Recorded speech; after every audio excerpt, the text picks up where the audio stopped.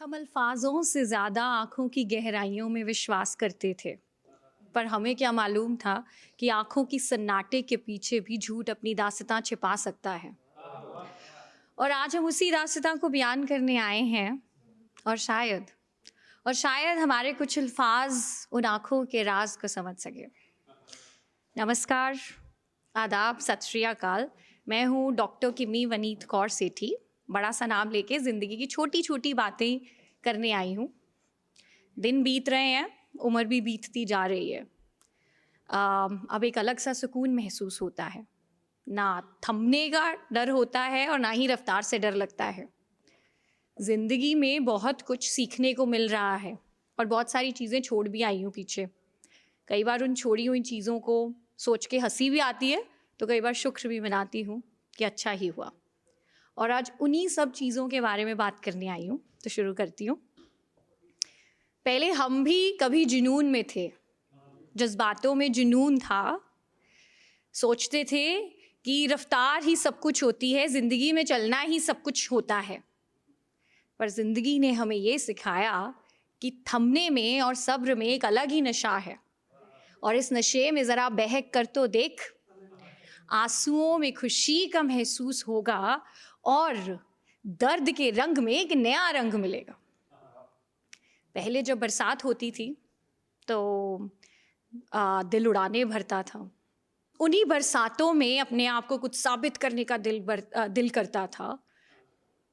लेकिन अब उन्हीं बूंदों की टिप टिप में खुद के साथ चाय की प्याली के संग अपने आप में ही एक अलग नशा महसूस होता है। और इस नशे में ज़रा बहक कर तो देख, हर लम्हे को अपने आप से अलग करके देख। हम पहले अपने दिल को बहकाते थे। इश्क, मोहब्बत, यारी, दोस्ती के हसीन ख्वाब बुन लेते थे।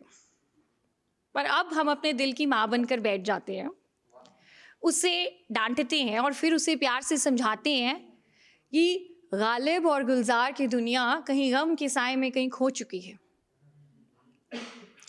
तो अब अपने दिल में हम शुक्राना रखते हैं कि जो चीज़ें निकल गई उन पर सोचकर गम के साए में खोने का कोई फ़ायदा नहीं है।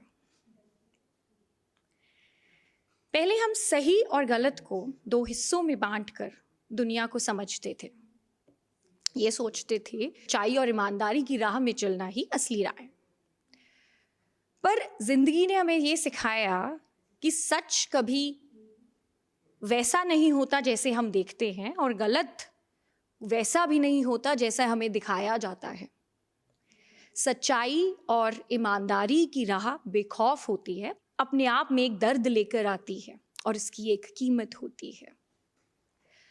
तो फिर हमने ज़िंदगी में ये सीख लिया है अब कि अगर अब हम ईमानदार नहीं तो बेईमान भी नहीं है। सत श्री अकाल।